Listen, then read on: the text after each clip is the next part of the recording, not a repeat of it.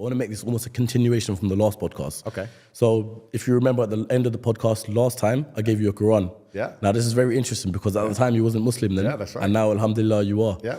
So first of all, I want to say, welcome to Islam. Thank you. And secondly, what I want to say is, I know you've said a few times that you don't want to discuss Islam too much on podcasts. Yeah. And I completely understand that because at the end of the day, it's nothing to be ashamed of because we're all sinners and nothing can get anyone anything perfectly said. And even me being a born Muslim, and I'd like to say I have a vast amount of knowledge on Islam, regardless of what I say, there's still going to be people out there who comment back on what I say because people have different schools of thought, etc.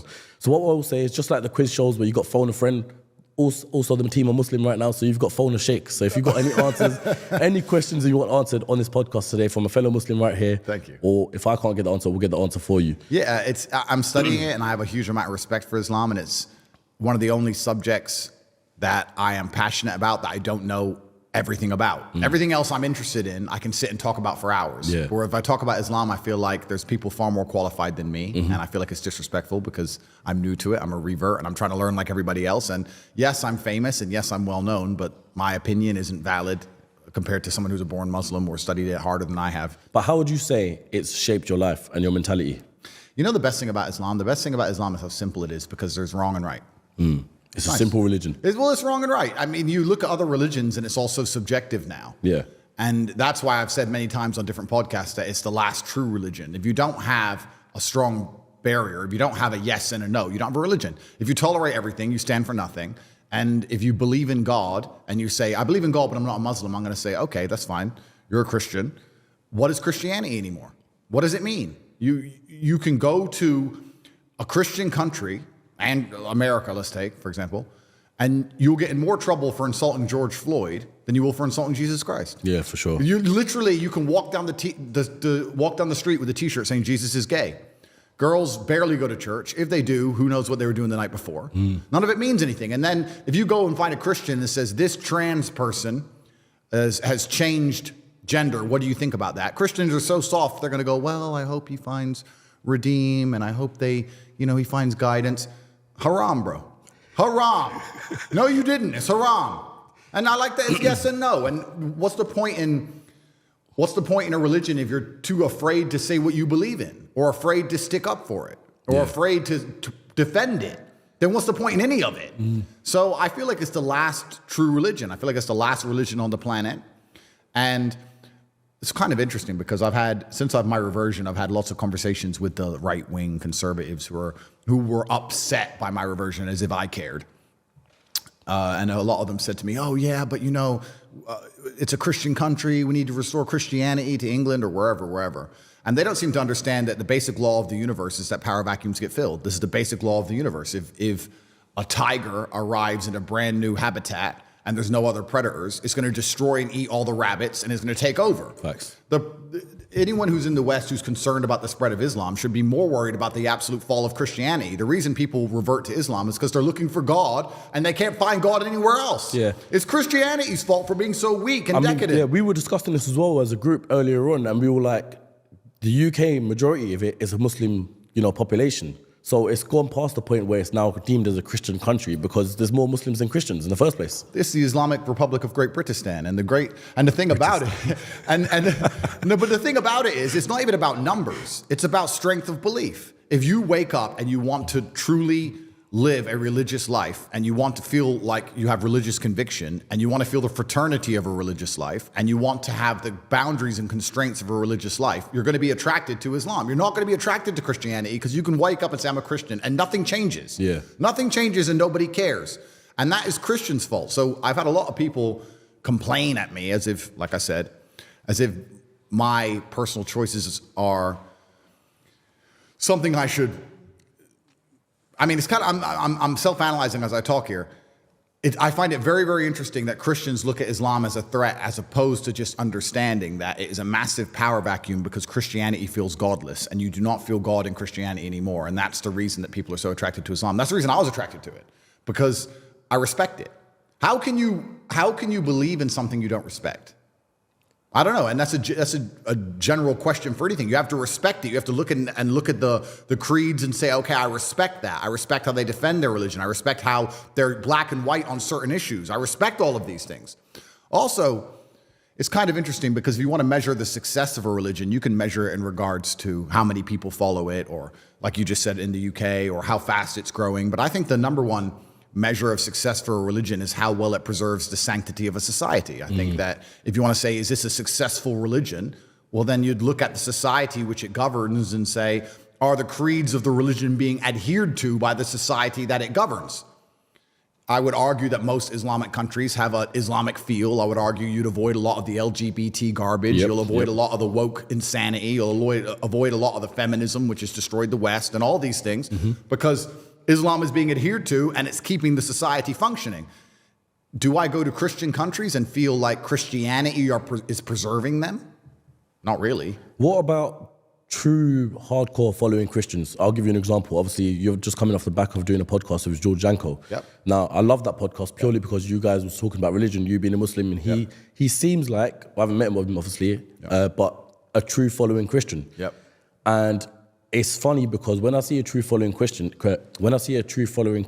it's like you're so close to Islam, but you're just a couple of places where you're going wrong. Yeah. So when I saw that, I was like, shout out to George, because one day, you never know, man could be Muslim himself. Well, yeah, it's kind of interesting.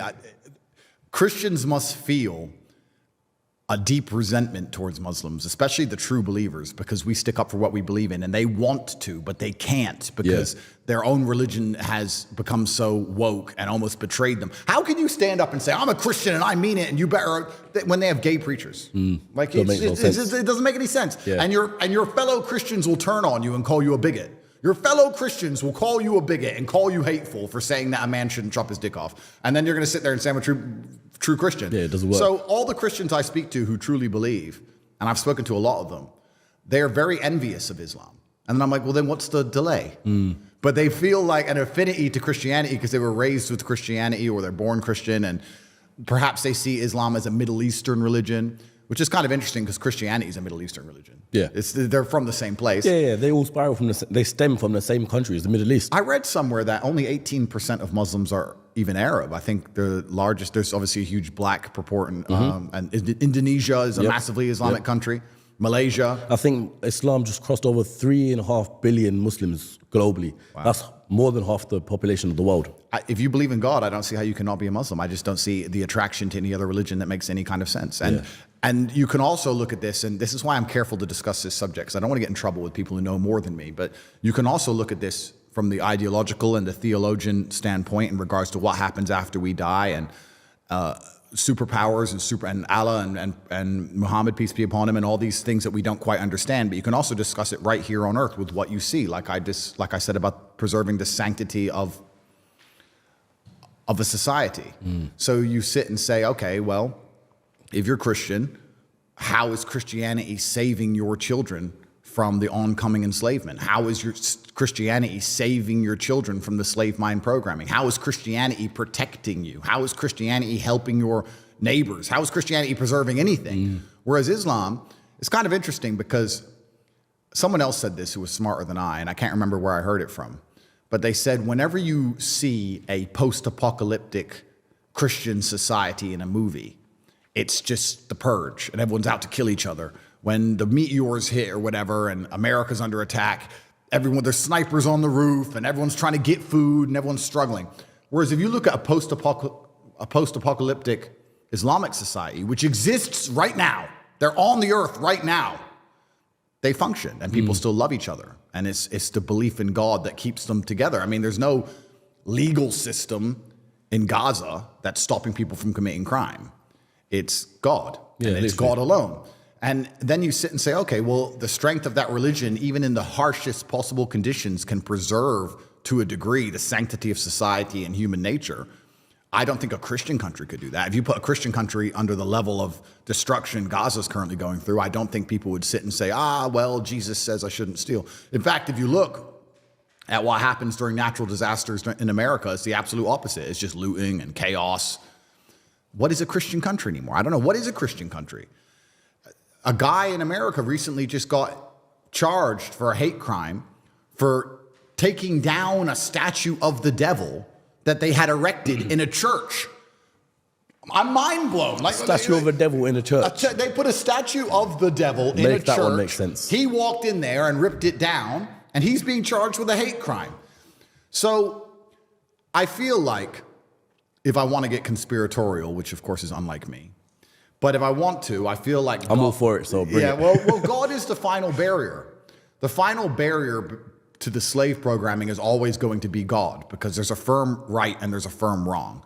They're going to come along and convince us all that the sky is green. And it's unfortunate because slowly they're going to win.